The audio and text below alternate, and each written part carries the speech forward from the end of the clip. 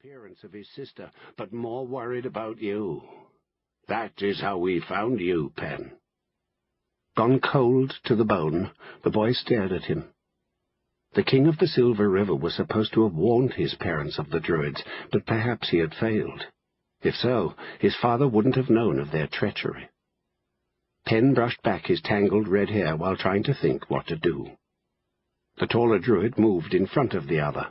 "When morning comes, we will bring one of the airships across, and then we will have you, one way or the other."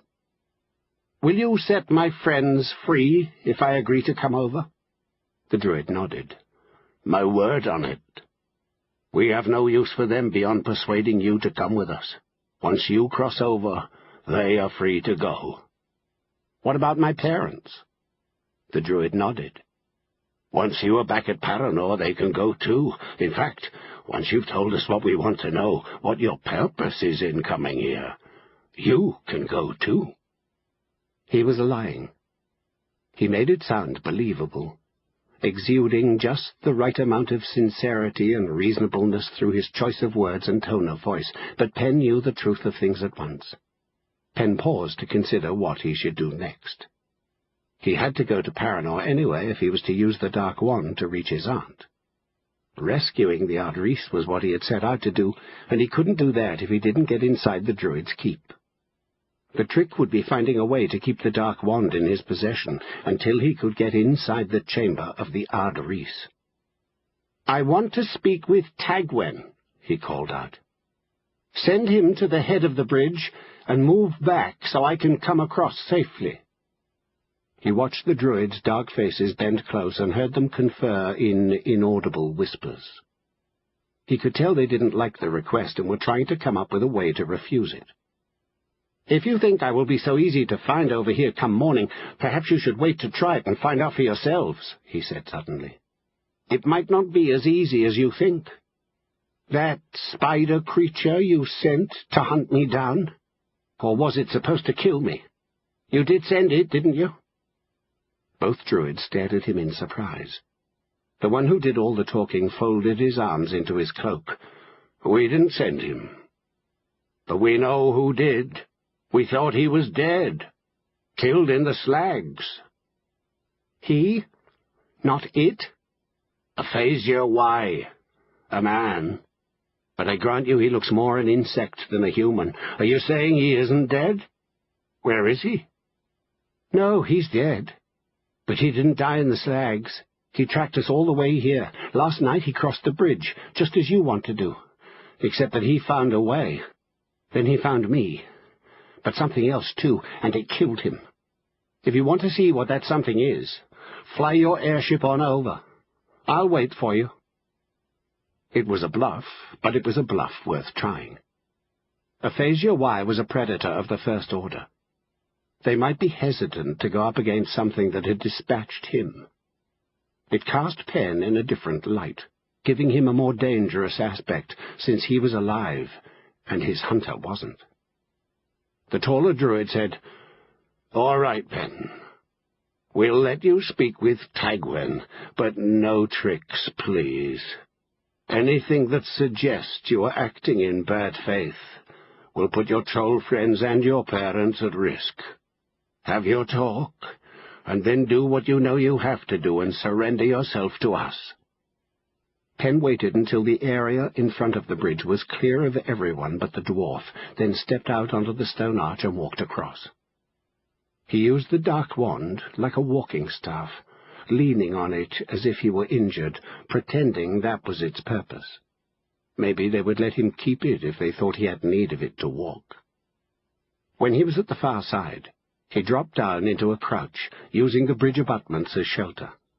He didn't think they intended to kill him, but he couldn't be certain.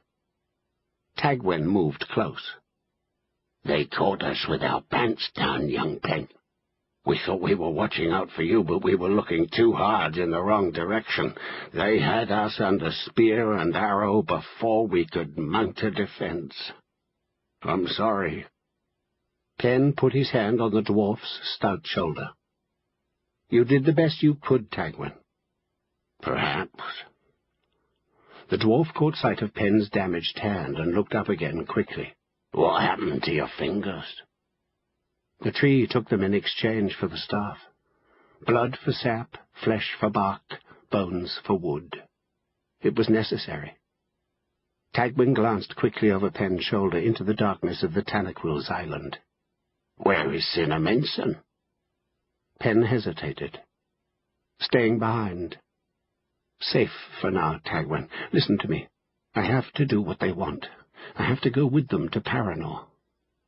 Tagwen stared. "No, Penderrin, you won't come out of there alive. They don't intend to let you go, nor your parents either. You're being taken to Shadir Aru.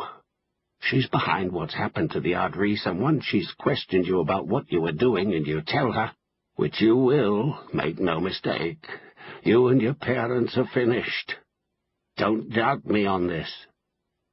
Pen nodded. "I don't, Tagwen. But we're trapped here, all of us.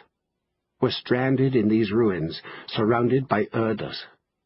I have to get out if I'm to help my aunt, and the quicker the better. If I don't get to Paranor and use the Dark Wand soon, it will be too late. And now I have a way. The druids will take me faster than I could get there on my own. I know it's dangerous, but I have to risk it." "You're risking too much," the dwarf snapped. "Maybe. Maybe not." He looked off into the gardens, into the pale, shifting patterns of colour and the dappled shadows cast by the druids and gnome hunters in the firelight's glow. "In any case, it's the only choice that makes sense." He turned back to Tagwen. "If I agree to go with them, will that tall druid keep his word and let you go?" Tagwen thought about it a moment. "Traunt Rowan. He's not as bad as the other one, Pyson Wentz, and certainly not as bad as Shadir. He joined them in the plot against your aunt, but he might keep his word." Pen nodded. "I'll have to chance it." He put his hands on the dwarf's shoulders. "Get out of here any way you can, Tagwen. Don't stop for anything." He hesitated. "Don't try to reach Cinnaminson. She has to wait for me. She can't leave until I come back for her. Don't ask me to explain. Just tell me you'll do what I've asked, all right?" The dwarf nodded. "All right." "I can do this," Pen whispered, swallowing hard. "I know I can." Tagwen's fingers tightened. "I know it too. There are some still loyal to your aunt. Keep an eye out. One of them might come to your aid." Pen glanced down again at the Dark Wand. "What can I do about the staff? It's too big to hide, but I have to take it with me. I know they won't let me keep it if they see it." Pen stared toward the firelight, to the cluster of troll prisoners huddled together, to the shadowy forms of the gnome hunters surrounding them, to the cloaked forms of the druids. "That's a pretty piece of work," Tagwen said, nodding down at the Dark Wand. "It might help if it wasn't so shiny." He reached behind him for a handful of damp earth, then rubbed it along the length of the staff, clotting the runes, dulling the surface. He worked in the shadows, shielding his movements. "If they take it away from you," he said, finishing up, "tell them you found it in the ruins. Tell them you don't know what it is. If they think it was given to you to help the Ard Rhys, you'll never see it again. You might keep it long enough to use it if they don't suspect what it's for." Pen nodded. He stood up, one hand gripping the staff. He leaned on it once more, as if he needed its support. "Go back to them. Tell Kermadec to be ready. Khyber is still out there somewhere. She might be watching all this, and I don't know what she will do." The dwarf nodded and rose as well. Saying nothing, he returned to the gnome hunters and the encircled rock trolls, his head lowered. Pen waited until he was seated among them again, then looked over at the druids who were standing to one side. "Do you promise my friends will not be harmed?" he asked again.